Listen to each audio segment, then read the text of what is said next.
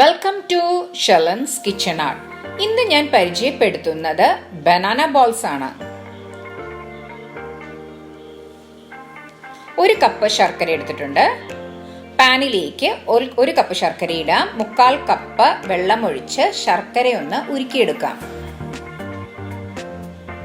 ഇപ്പൊ വെള്ളം നന്നായി തിളച്ചിട്ടുണ്ട്. നമ്മുടെ ശർക്കരയൊക്കെ നന്നായി ഉരുകി വന്നിട്ടുണ്ട്. ഇനി നമുക്ക് ഗ്യാസ് ഓഫ് ചെയ്ത് നമുക്ക് ശർക്കര ഒന്ന് അരിച്ചെടുക്കാം.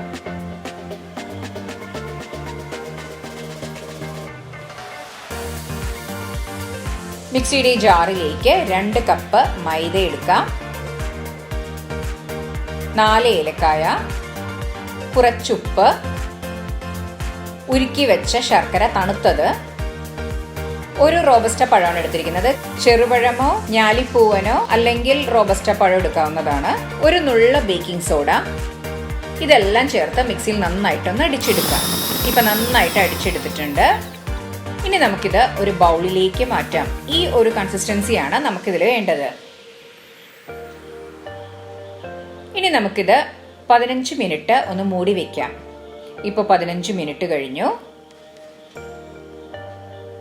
പാൻ ചൂടായിട്ടുണ്ട്. അതിലേക്ക് ഓയിൽ ഒഴിക്കാം. ഹൈ ഫ്ലെയിമിലിട്ട് നന്നായി ചൂടായി വരുമ്പോൾ നമുക്ക് ലോ ടു മീഡിയം ഫ്ലെയിമിലേക്ക് ഇടാം. ഇനി നമുക്ക് കൈ കൊണ്ട് ഇതുപോലെ ഒരു റൗണ്ട് ഷേപ്പിലേക്ക് നമുക്കിതുപോലെ അങ്ങ് ഇട്ട് കൊടുക്കാം. ഇപ്പം തന്നെ കാണുമ്പോൾ തന്നെ അറിയാം, നമ്മൾ ഇടുമ്പോൾ തന്നെ അങ്ങ് പൊങ്ങി വരുവാണ്. വളരെ സോഫ്റ്റ് ആയിട്ടുള്ള ഒരു സ്നാക്കാണിത്. ശരിക്കും പറഞ്ഞാൽ നമുക്ക് നല്ലൊരു ഉണ്ണിയപ്പത്തിൻ്റെ ടേസ്റ്റാണ് നമുക്കിത് കിട്ടുന്നത്. വളരെ ഇൻസ്റ്റൻ്റ് ആയിട്ട് നമുക്ക് പെട്ടെന്ന് തന്നെ ഉണ്ടാക്കിയെടുക്കാം.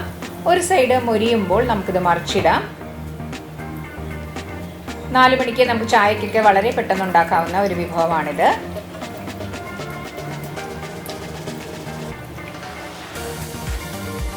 ഇപ്പോൾ 2 സൈഡും ഏകദേശം ഒന്ന് മൊരിഞ്ഞു വന്നിട്ടുണ്ട്.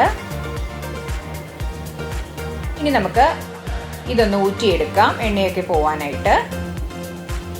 ഇപ്പോൾ കാണുമ്പോൾ തന്നെ അറിയാം, വളരെ സോഫ്റ്റ് ആയിട്ടാണ് ഇതിരിക്കുന്നത്. ഇനി നമുക്കിതൊരു പ്ലേറ്റിലേക്ക് മാറ്റാം.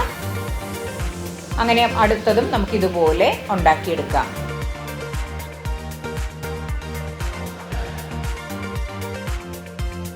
ഇപ്പോൾ നമ്മളുടെ ബനാന ബോൾസ് റെഡി ആയിട്ടുണ്ട്. എല്ലാവരും ട്രൈ ചെയ്ത് നോക്കുക.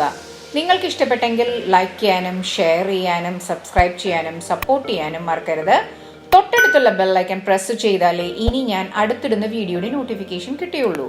Thanks for watching my channel.